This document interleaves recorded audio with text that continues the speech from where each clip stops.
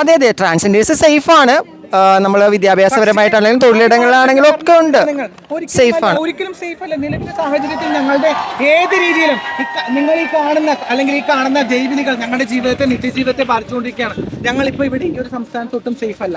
നിലവിലെ മാറ്റങ്ങൾക്കനുസരിച്ച് മാറി വരുന്ന ഭരണഘടനാപരമായിട്ടുള്ള ഇത്തരത്തിലുള്ള നിയമ സംവിധാനങ്ങൾ ഞങ്ങൾ ഒരിക്കലും വിശ്വസിക്കുന്നില്ല. അതിലുപരി ഞങ്ങളുടെ ജീവിതത്തെ പ്രതികൂലമായും ഇതുപോലെ തന്നെ എല്ലാ രീതിയിലും ഭരണ സംവിധാനത്തിലും അതുപോലെ ഇപ്പോൾ പോലീസ് സംവിധാനത്തിലാണെങ്കിലും ഞങ്ങൾക്ക് കംപ്ലീറ്റ്ലി വിശ്വസ്തത. ഇവർക്ക് ഇപ്പോൾ നിയമം കാത്തു സൂക്ഷിക്കേണ്ട പോലീസ് അടക്കം ഞങ്ങളെ മനുഷ്യത്വരഹിതമായി ഞങ്ങൾക്ക് പെരുമാറാനുള്ള ആക്റ്റാണ് ഇപ്പോൾ ഭരണഘടനാപരമായി വിരുദ്ധമായി ഞങ്ങളുടെ ചട്ടലംഘനത്തിൽ ഞങ്ങളുടെ ജെൻഡറിനെ, സെൽഫ് ഡിക്ലറേഷൻ ഐഡന്റിറ്റിയെ പോലും എടുത്ത് മാറ്റിയിരിക്കുന്നു.